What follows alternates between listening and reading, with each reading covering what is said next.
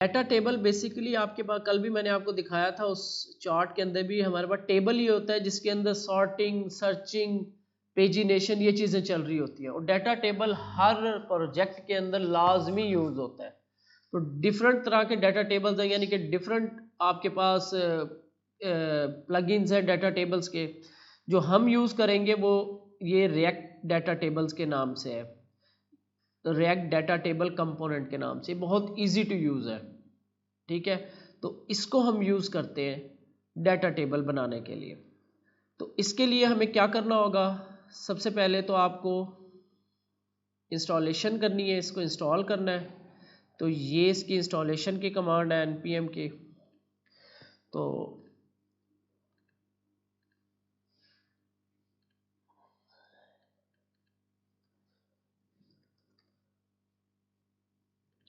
Install करने के बाद तो ये कंपोनेंट्स CSS वगैरह वो हम इसकी मैनुअल खुद ही कर लेंगे। बेसिक एग्जांपल में जाओगे आप, बेसिक एग्जांपल में जो है आपको सबसे पहले तो हम डाटा टेबल को इसको इंपोर्ट करना पड़ेगा।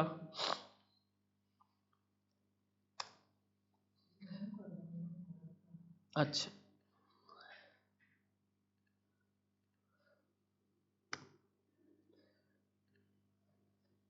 तो ये हमारे पास पोस्ट वाला कंपोनेंट था, ठीक है ना, पोस्ट वाला पेज। यहाँ पे डाटा टेबल लगाएंगे, यहाँ पे हमारे पास पोस्ट आ रही होंगी डिफरेंट यूज़र्स की, सारी यूज़र्स की या अपनी यूज़र की, जो यूज़र लॉगिन होगा वो अपनी पोस्ट देख सकेगा इन टेबल के फॉर्म में। तो यहाँ पे मैं इसे इंपोर्ट करूँगा। क्या है, कॉपी नहीं हुई ये लाइन। तो इसको आपने डाटा टेबल को इंपोर्ट कर लेना है। अच्छा, डाटा टेबल में टेबल क्या होता है, रोज और कॉलम्स होते हैं, ठीक है। तो यहाँ पे आप नीचे आओगे तो सबसे पहले तो हमें कॉलम्स डिफाइन करने पड़ते हैं कि इस टेबल में कौन कौन से कॉलम्स होंगे, ठीक है। अब ये इसी की एग्जांपल, कोई भी नई चीज़ सीखने के लिए ना पहले उसकी एग्जांपल को इम्प्लीमेंट करो, फिर आप उसमें चेंजेस करो। तो पहले इसी की एग्जांपल देखते हैं। ये कुछ टाइटल है और ईयर आ रहा है कुछ। अच्छा, ये कॉलम्स है, ठीक है, कॉलम्स बना रहा है वो। और नेम, कॉलम का नेम टाइटल, और सेलेक्टर जो है रो टाइटल। रो जो होगी ना बेसिकली ये रिकॉर्ड को शो करवा रहा है, जो एक रिकॉर्ड होगा, एक ऑब्जेक्ट का जो रिकॉर्ड होगा उसको शो करवा रहा है। यहाँ पे रो में से, उस रिकॉर्ड में से, उस ऑब्जेक्ट में से टाइटल की ले रहा है, ठीक है। और यहाँ पे रो, अभी ये रिकॉर्ड को डालते हैं फिर देखना। ये डाटा की अरे है, ठीक है। ये इसमें तीन चीजें, दो डाटा पड़ा हुआ है, दो रोज पड़ी हुई है, एक आईडी है, टाइटल है, ईयर है, कुछ बेटले जूस के है। तो ये आई थिंक नॉवेल्स है ना, मूवीज है, घोस्ट घोस्ट बस्टर्स। तो ये जो दो रिकॉर्ड है यहाँ पे, एक आईडी, हर रिकॉर्ड के अंदर एक आईडी है, एक टाइटल है और एक ईयर उसका आ रहा है, ठीक है। ये उसके कॉलम्स हैं। तो यहाँ पे टाइटल और ईयर दो कॉलम बनाना चाह रहा है वो टेबल में, और रिकॉर्ड ये है। और इसमें ये जो रो आ रही है ना आपकी, ये रो आपकी एक रिकॉर्ड को शो करवा रही है, ठीक है। नीचे आएंगे यहाँ पे, तो यहाँ पे डाटा टेबल, ये इसका कंपोनेंट है, इसको यहाँ पे लाके पेस्ट कर देंगे फॉर्मेट डॉक्यूमेंट। और इंपोर्ट हमने ये कर लिया ऊपर से। और इसमें कॉलम्स की एक प्रॉप है, उसमें आपने कॉलम्स पास कर देने हैं। और डाटा की प्रॉप है, उसमें आपने ये वाला डाटा का ऑब्जेक्ट जो हमने अरे बनाई हुई है डाटा की, वो पास कर देनी है। बस आपके पास डाटा टेबल जो है वो इंटीग्रेट हो जाएगा। ये आपके पास डाटा टेबल इंटीग्रेट हो गया। अच्छा, इसके अंदर सॉर्टिंग, पेजिनेशन, ये सारा कुछ इनेबल करना पड़ता है हमें। ये जस्ट टेबल स्टार्ट हुआ है। ये टाइटल आपको ऊपर कॉलम नज़र आ रहा है, ठीक है, ईयर और टाइटल, और नीचे रिकॉर्ड्स नज़र आ रहे हैं। हम एक रिकॉर्ड और डालते हैं, फर्ज करते हैं यहाँ पे ID 3, title TITLE title, movies है, टाइटैनिक कब रिलीज़ हुई थी, ईयर आई थिंक 1999 था, पता नहीं क्या था। चले, तो ये एक रिकॉर्ड मैंने और डाल दिया, सेव किया तो ये ऑटोमेटिक रिफ्रेश हुआ और एक रिकॉर्ड और इंसर्ट हो गया। अब इसमें 3 कॉलम्स है मेरे पास रिकॉर्ड के, आईडी भी है। तो अगर मुझे नया कॉलम ऐड करना है तो यहाँ पे कॉलम्स में जाके मुझे अरे में, कॉलम्स वाली अरे में एक नया ऑब्जेक्ट डालना पड़ेगा और इसका नेम रखना पड़ेगा मुझे आईडी, नेम कुछ भी रख सकता हूँ। नीचे अब रिकॉर्ड कौन सा होगा, सेलेक्टर मतलब है इसका, और ये रो जो है ये कॉल बैक फंक्शन लगा हुआ है, इधर एरो फंक्शन लगा हुआ है, ठीक है, ये एक फंक्शन है। इसमें से इस रो में से जो आईडी वाली जो आ रही होगी रिकॉर्ड, वो आपने इस कॉलम के अंडर रखना है, ये बताया जा रहा है। ये देखो 1 2 3 एक नया कॉलम ऐड किया और उसके नीचे रिकॉर्ड। अगर मैं इसमें फर्ज करो ईयर डाल दूं, जो की मेरे रिकॉर्ड के अंदर ईयर की पड़ी है, सेव करता हूं तो यहाँ पे ईयर शो होना शुरू हो जाता है। तो इसमें ये जो रो है बेसिकली वो एक ऑब्जेक्ट को बता रही है, एक रिकॉर्ड को बता रही है, ये वाला एक रिकॉर्ड, ठीक है। और उसमें से हम निकाल रहे हैं उसकी की कि इस कॉलम के अंडर हमें क्या चीज़ शो करवानी है, ईयर, आईडी, नेम, क्या शो करवाना है, ठीक है। तो आईडी शो करवा रहा हूँ मैं इसके नीचे। ये आपका डाटा टेबल सेटअप होता है। इसके बाद इसकी अगर सॉर्टिंग इनेबल करनी है तो किस कॉलम पे सॉर्टिंग लगानी है, आप यहाँ पे कोमा सॉर्टेबल ट्रू कर देंगे, इसका सेव करेंगे तो आई थिंक ये सॉर्टिंग हो रही है, नजर आ रहा है। आईडीज 3 2 1 सॉर्टिंग होती है, ये अब आईडी की बेस पे सॉर्टिंग कर रहा है। अगर आपने इधर से एबीसी की बेस पे करनी है तो आप टाइटल पे भी सॉर्टिंग लगा सकते हो, नीचे सॉर्टेबल ट्रू। तो अब ये टाइटल पे भी सॉर्टिंग होगी, देखो एबीसी के हिसाब से, क्योंकि रिकॉर्ड ऐसा है, बी पहले जी बाद में, असेंडिंग ऑर्डर में होती है बेसिकली, इसकी बेस पे हो रही होती है। और टाइटैनिक और ये जी और ये बी ऑपोजिट हो गया, डिसेंडिंग ऑर्डर आ गया। सर्च करने का भी आगे है वो चीज़ें, ठीक है। तो ये आपकी सॉर्टिंग आ गई, आपकी फिल्टरिंग होती है वो। तो इस तरीके से आप डिफरेंट जो है डाटा टेबल के ऑप्शंस यहाँ से हम इंक्लूड कर सकते हैं, ठीक है, सॉर्टिंग, सर्चिंग, सब कुछ। तो मैंने यही चीज़ जो है ना करके रखी है, थोड़ा सा इसमें डिज़ाइनिंग स्टाइलिंग मैंने चेंज की हुई है, तो मैं वहाँ से ये चीज़ उठा रहा हूँ ताकि बार बार मुझे इधर उधर काम ना करना पड़े। तो यहाँ पे सॉरी, ब्रांच कौन सी है मेरी,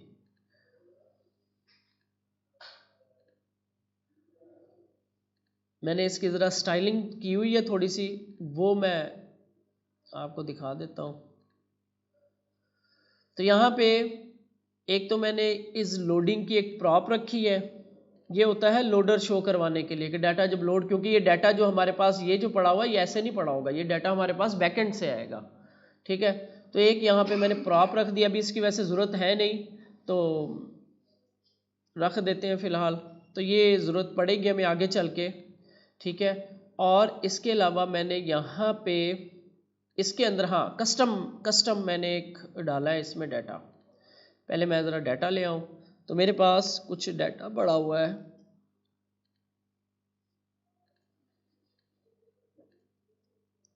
यहाँ पे यूज़र्स हैं मेरे पास, यहाँ पे हमारे पास पोस्ट्स होंगी बेसिकली, आईडी 1 2 3 4 5 6 यूज़र्स हैं, डिफरेंट उनके नाम और ईमेल है, ठीक है। और यहाँ पे मैंने कॉलम्स का सेटअप किया हुआ है।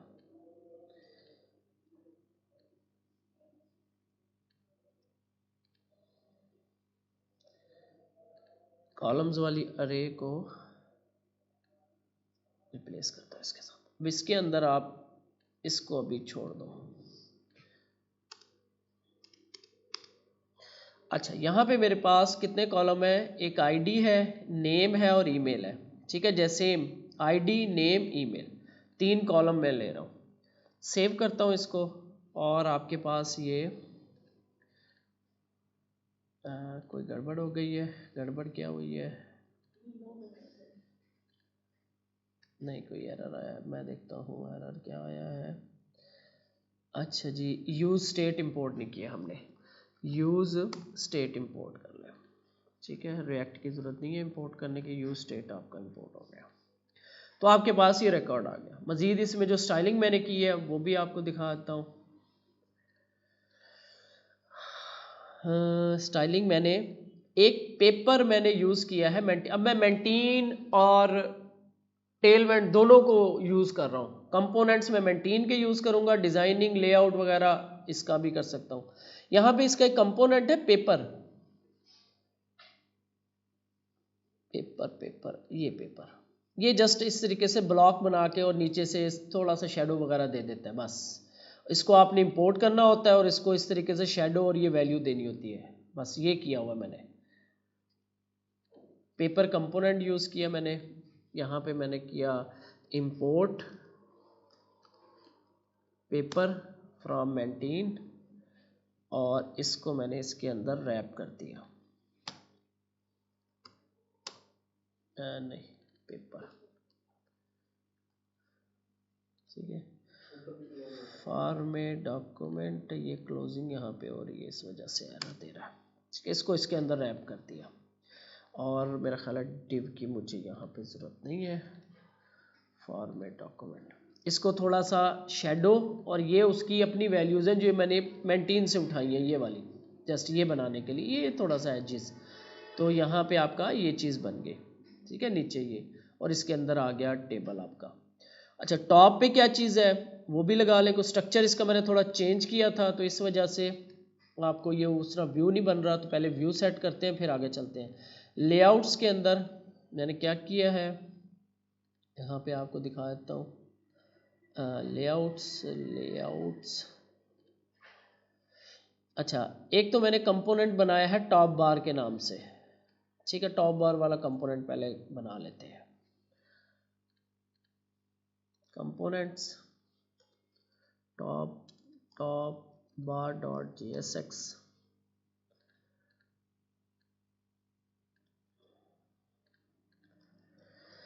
अच्छा इसमें क्या है, दो मैंने एक बेल का आइकन इंपोर्ट किया है और एक सर्च का आइकन इंपोर्ट किया है मैंने इलस्ट्रेट से। ठीक है, और एवाटार इंपोर्ट किया मैंने कोर मेंटीन से, यानी कि ये जो इसका ना एक कंपोनेंट है एवाटार, ये दिखाने के लिए जस्ट, ठीक है, ये छोटा सा ये दिखाने के लिए एवाटार का कंपोनेंट इंपोर्ट किया मैंने।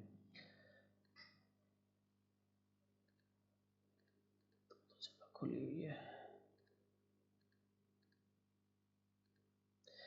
अच्छा, इस टॉप बार के अंदर मैंने ये और एक एवाटार इमेज है, वो जो छोटी सी इमेज थी ना, SRC में नहीं होगी, तो वो जो छोटी सी इमेज आपको यहाँ नज़र आ रही है ये वाली, ये मैंने ना डाउनलोड कर ली और इसी को मैं यूज़ करने लग गया। कोई भी इमेज आप ले सकते हो, ये मैंने कहा इसके हिसाब से सेटिंग सेट हुई है, तो मैंने यही इमेज ना ये यहाँ पे पड़ी हुई है, इसको मैंने Ctrl+S अपने पास सेव कर लिया डेस्कटॉप मास्टर, जहाँ पे मेरी एप्लीकेशन पड़ी है उसके SRC में एसेट्स में जाके मैंने इसको एवाटार आई थिंक नाम दिया था। ठीक है, ये मैंने इंपोर्ट सेव कर ली इमेज, ये वाली इसके हिसाब से सेट है। एवाटार को मैंने इंपोर्ट कर लिया और एवाटार इमेज को भी एसेट्स में avatar.png और उसका नाम रखा मैंने avatar.png आ गई।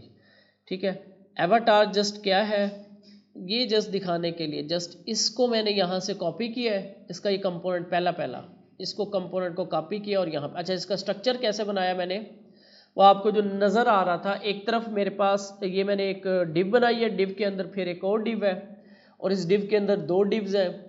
एक तरफ मेरे पास इनपुट है सर्च वाली, ठीक है, इनपुट है ये, इसकी CSS वगैरह अब आप खुद देख लेना। तो ये क्या है, आउटलाइन नन की हुई है इनपुट की, W फुल विड्थ फुल है और ये क्या है सैली, आई थिंक ये कुछ भी नहीं है, और PY इस एक्सिस पे 3 पिक्सल पैडिंग है और X एक्सिस पे 1 पिक्सल है, इनपुट है। और यहाँ पे सर्च वाला आइकन है, वो छोटा सा सर्च वाला आइकन होता है वो है, और उसकी मैंने पहले इसको लगा लेते हैं फिर दिखाता हूँ। इसको मैं ले गया लेआउट में और लेआउट के अंदर स्ट्रक्चर मैंने कैसे किया है, अभी HTML CSS अब ये मैंने समझाने वाला। तो लेआउट में कहाँ पे किया है, सॉरी लेआउट में नहीं होगा, ये होम पे है, आई थिंक होम पे रखा है मैंने। नहीं, लेआउट कहाँ पे है, साइड बार, नहीं ये सब पे ये आ रहा है टॉप बार। ये टॉप बार मैंने कहाँ रखा है, डिव के अंदर मेन के बाहर, यहाँ पे रखा है मैंने टॉप बार, इस मेन से बाहर यहाँ पे टॉप बार का कंपोनेंट यहाँ पे रखा है। जस्ट सेव करते हैं, देखते हैं हमारे पास ये टॉप बार आपके पास लग गए। ठीक है, जस्ट एक दो हिस्से, एक डिव ये है और एक डिव ये है। इस डिव के अंदर इनपुट पड़ी हुई है और इस डिव के अंदर एक बेल का आइकन है और ये एवाटार का प्लगइन है। ठीक है, ये आपका हर जगह नजर आएगा, डैशबोर्ड पे भी हर जगह पे, इसलिए मैंने इसको मेन से ना ऊपर रख दिया क्योंकि मैंने ये हर जगह पे दिखाना है, जस्ट व्यू बनाने के लिए। अच्छा, इसके बाद इस लेआउट में मैंने कुछ चेंजेस की थी, आई थिंक मैं इस सारे को लेआउट को ना ऐसे का ऐसे उठा के ला रहा हूँ, देख लेना आप, इसमें कुछ खास नहीं है मुझे लगता है, जस्ट मैंने इसके ना बैकग्राउंड्स वगैरह चेंज किए हैं जस्ट, तो ये जस्ट इसका मैंने CSS वगैरह चेंज किया। ठीक है, तो ये आपका लगा हुआ है आपका डाटा टेबल। ठीक है, अच्छा इसमें इसको पहले कंप्लीट कर लें हम।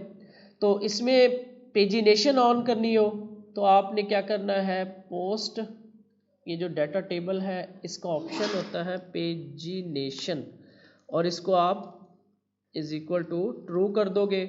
और अगर किसी की ना इस तरीके से वैल्यू दी होती है ना, इस तरह से पेजिनेशन, तो इसका मतलब भी बाय डिफॉल्ट ट्रू होता है, जैसे रिक्वायर्ड था उस जगह HTML के अंदर, इसका मतलब होता है बाय डिफॉल्ट ट्रू, अदरवाइज इसकी वैल्यू ऐसे लिखी जाएगी ट्रू। तो पेजिनेशन ऑन हो जाएगी, लेकिन पेजिनेशन जब ऑन होगी तो आपके पास नीचे जो है ये नंबरिंग आ गई। ठीक है, लेकिन यहाँ पे हम बताते हैं कि पेजिनेशन पर पेज के, एक पेज पे कितने नज़र आने चाहिए, तो पेजिनेशन पर पेज, तो इसके अंदर मैं कहता हूँ 2 नज़र आए, एक पेज पे 2 रिकॉर्ड नज़र आए, तो मेरे पास टोटल 6 रिकॉर्ड है, तो कितने पेज बनेंगे, 3 पेज बन जाएंगे। सेव किया मैंने, तो यहाँ पे देखो टोटल 6 रिकॉर्ड्स हैं, और ये रिफ्रेश किया मैंने तो अब 2 रिकॉर्ड आ गए, दूसरा पेज, तीसरा पेज, आगे नहीं जा सकते हम, पीछे आ सकते हैं। ठीक है, ये पेजिनेशन होती है। एक पेज पे कितने दिखाने हैं, यहाँ से भी हम चेंज कर सकते हैं, ये देखो 15 कर देंगे तो टोटल है ही 6 रिकॉर्ड, तो वो आपके सारे देखना चाह रहे हो तो हम इस तरीके से देख सकते हैं, ये भी होता है। ठीक है, ये पेजिनेशन है। इसके बाद सॉर्टिंग है, ये सॉर्टिंग हमने देख ली, किस टेबल पे किस कॉलम पे लगानी है। अच्छा, ये आपकी पेजिनेशन कंप्लीट होती है इधर डाटा टेबल, बस इतना सा है। इसमें कोई क्वेश्चन, क्या किया, एक दो फिर देख लो, हमने जस्ट इसको इंस्टॉल किया है, npm install data table component, basic example में आए हैं, डाटा टेबल को इंपोर्ट किया है, कॉलम्स बनाए हैं और उसके बाद डाटा दिया उसको, और नीचे जाके उसको रेंडर करवा दिया बस। और उसकी कॉलम्स की प्रॉप्स है, उसमें कॉलम्स पास कर देते हैं, डाटा की प्रॉप होती है उसके अंदर, आप वो डाटा पास कर देते हो, दैट्स इट। बाकी आपने सॉर्टिंग लगानी है इसके अंदर, ठीक है, रिपोर्टिंग, सॉर्टिंग, बाकी चीज़ें एडवांस की चीज़ें फिर आगे चलते रहेंगे, हम देखते रहेंगे। सॉर्टिंग लगाने के लिए आपको जिस कॉलम पे सॉर्टिंग लगानी है, सॉर्टेबल कॉलम के अंदर उसको हम ट्रू कर देते हैं। हाँ, एक चीज़ रह गई, अहम चीज़, बहुत अहम चीज़ है, ये हर टेबल में हमें ज़रूरत पड़ती है, कस्टम कॉलम बनाना। ठीक है, कस्टम कॉलम कैसे बनाए, कस्टम कॉलम का मतलब है कि वो कॉलम जो इसमें मौजूद नहीं है लेकिन हमने अपनी लॉजिक से बनाना है, वो मैंने बनाया है, आपको मैंने शायद वो दिखाया नहीं ड्रॉप डाउन करके, हम यहाँ पे वो बना रहे थे, याद होगा, यहाँ पे एडिट डिलीट के बटन लगा रहे थे, ठीक है ना, तो वो कस्टम कॉलम हमने बनाना है।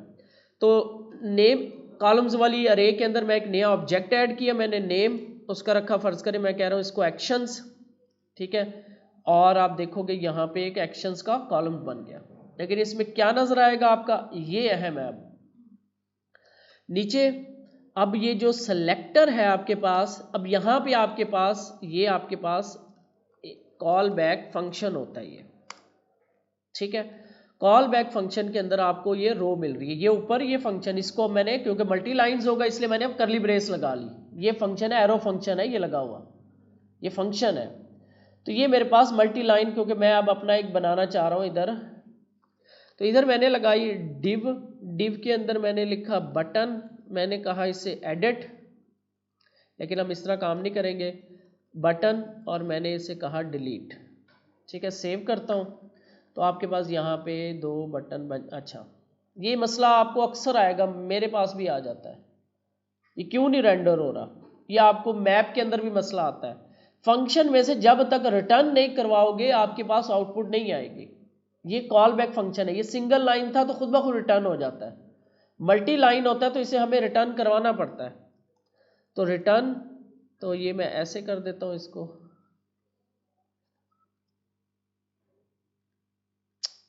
ये आपके पास एडिट और डिलीट के 2 बटन्स आ गए, क्योंकि इसकी स्टाइलिंग नहीं है, इसको आपको ऐसे नजर आ रहे हैं। इधर मैंने ना मेन्यू यूज की है मेंटेन की, ठीक है। मेन्यू कौन सी यूज की है, मैंने यहाँ पे आते हैं, क्लिक करते हैं तो ये मेन्यू ओपन होती है, मैंने ये ऑप्शन वहाँ पे लगाया है, वो मैंने अभी दिखाया नहीं था, शायद आपको ब्रांच चेंज करूँगा तो आपको वो नजर आ जाएगा। ये देखो ब्रांच चेंज कर दो, switch leave my changes master bring my change, ठीक है। स्विच ब्रांच, तो एपेक्स चार्ट्स कहाँ पे पहुँचा हूँ, पोस्ट में एपेक्स चार्ट्स नहीं है, इधर वापस ही आ जाते हैं, मास्टर ब्रांच में वापस आते हैं, दिखा देता हूँ आपको, मैं यहाँ पे करके दिखा देता हूँ। अब क्या हो गया, ओए नहीं ये पड़ी हुई है, हाँ वो चेंजेस मैंने सेव नहीं की थी ना, कमिट नहीं की थी ना चेंजेस, तो वो ट्रैश में चली जाती हैं। तो ये बताऊंगा क्या होता है, ये कमिट ना करोगे आप तो ये चीज़ें चेंज हो जाती हैं, अब आ गई हैं वापस, ठीक है।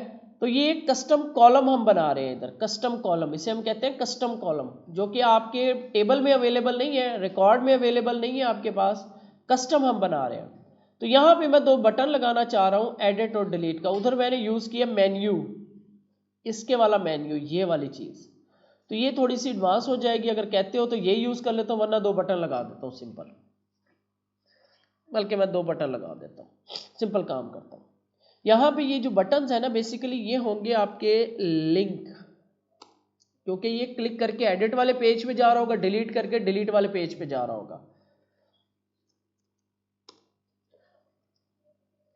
मैं इनको 2 लिंक बना रहा हूँ और इनको मैंने एक डिव में रखा हुआ है, तो इधर इनकी स्टाइलिंग कर लूँगा मैं। सेव किया, फॉर्मेट डॉक्यूमेंट, सेव कर लेता हूँ। तो ये लिंक और 2 हमारे पास क्या होगा, जिस जगह पे हमें इसे लेके जाना है, तो ये जा रहा होगा एडिट, ठीक है, स्लैश, फर्ज करो 1 रिकॉर्ड है ये, लेकिन इसको होना चाहिए डायनेमिक, हर रो के ऊपर डिफरेंट आईडीज आ रही हैं, डिफरेंट आईडीज आ रही होंगी, तो ये आपको ये रो यहाँ पे मिल रही है, ये रो का मतलब है एक पूरा का पूरा रिकॉर्ड मिल रहा है लूप के अंदर, ठीक है। तो ये रो इसलिए यहाँ पे आ रही होती है, इस रो को अब मैं इसके साथ करके अब मैं इसे डायनेमिक करूँगा, ये लगाऊंगा, बैक टिक लगाऊंगा, कहूँगा कि स्लैश एडिट पेज पे जाएगा, स्लैश यहाँ पे $, और इसके अंदर रो डॉट आईडी, ये वाला आईडी, ये एक पूरी रो और इसका आईडी, ये अब आपका डायनामिक हो जाएगा। इसको कॉपी करता हूँ, सेव, थोड़ी सी इनकी स्टाइलिंग कर लें, तो यहाँ पे एडिट को मैं एडिट और डिलीट को मैं डिलीट कर देता हूँ, और यहाँ पे इनकी स्टाइलिंग के लिए मैं टेलवेट, तो ये होगा आपका बीजी, मैं कह देता हूँ इसे ब्लू लाइट सा, P X Y P Y, इस तरीके से 3 चौके 12 बल्कि 1, और पी एक्स 3 3 चौके 12, तो ये आई थिंक काफ़ी बेहतर लगेगा। ये आपके बटन बन रहे हैं। तो इसका कलर जो है 300 से मैं 500 कर देता हूँ और टेक्स्ट जो है टेक्स्ट इसकी वाइट कर देता हूँ, टेक्स्ट। ठीक है, तो आपका ये बटन बनना शुरू हो गया। पैडिंग जो है इसको 2 कर दूं और इसको 4 कर देता हूं और इसका जो राइट साइड पे एडिट है इसके राइट साइड पे मार्जिन लगा देता हूं ME-2 3। तो ये आपका एडिट का बटन और ये ए लिंक है तो इसे इनलाइन ब्लॉक कर देते हैं ताकि ये इसकी पैडिंग मार्जिन ज़रा सही नज़र आए। इस तरह पैडिंग मार्जिन नहीं आते, नज़र नहीं आ रहे थे सही तरह। तो अब आप इसको, मैं भी कहूँ क्यों नहीं लग रहा, तो ये 6 कर देता हूँ इसको एक्स एक्सिस पे। तो ये इस तरह बटन आपका बन गया एडिट का। ठीक है, सेम स्टाइलिंग में उठा के लेके जाता हूँ इधर, जस्ट इधर मैं इसका कलर चेंज कर दूंगा और इसे मैं कर दूंगा रेड कि ये आपका डेंजरस का बटन। ठीक हो गया। तो इस तरीके से आपका, और अगर आप लिंक देखो यहाँ पे क्लिक करता हूँ, वो देखो 1 एडिट कर रहे हैं हम, डायनेमिक है, क्लिक किया 2 आईडी को एडिट कर रहे हैं। याद है ना, वो इस तरह का राउट बनाएंगे और फिर इसको आईडी पकड़ेंगे यहाँ से, फिर एडिट के लिए डाटा लेकर आएंगे, फिर फॉर्म्स के अंदर फिल करेंगे, फिर शो करवाएंगे। ये वाला काम सारा करना है इस पे। तो अभी हमने जस्ट राउट नहीं बनाए। इसी तरह सेम डिलीट वाला, इसमें लिंक एडिट ही पड़ा हुआ है, ये एक हम डिलीट का राउट बनाएंगे।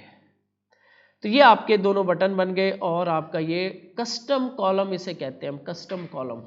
ठीक है, ये टेक्निकल होता है ये बनाना। तो एक्स एक्सिस पे 4 काफ़ी बड़ा लग रहा है मुझे और एक्शंस का ए कैपिटल कर देते हैं। मैंने जो अपने पास यूज़ की थी, मैंने तो यहाँ पे नेविगेशन यूज़ की है, लेकिन वो काफ़ी ज़्यादा टेक्निकल है। तो ये आपकी कॉलम्स बन गए। मज़ीद इसकी आप फिर स्टाइलिंग वगैरह कर लेना। अच्छा, जब रिफ्रेश होके आता है सिलेक्टेड जो है ना, वो ये ऊपर वाला हो जाता है क्योंकि इंडेक्स, स्टार्टिंग इंडेक्स 0 होता है। याद है, हमने लॉजिक लिखा हुआ था। तो इसको भी इन फ्यूचर हम देखेंगे कैसे सिस्टम को सही कर सकते हैं। तो ये आपका यहाँ तक आपका जो डाटा टेबल वाला काम है ना, ये कंप्लीट होता है। इसमें कोई चीज़, तो ये पेजिनेशन भी आ गई, सॉर्टिंग भी आ गई आपकी। ठीक है, और कस्टम कॉलम भी आ गया। ये बड़ी अहम चीज़ें होती हैं जो हर डाटा टेबल में चाहिए होती हैं। ठीक है, तो इसको मैं यहाँ पे कर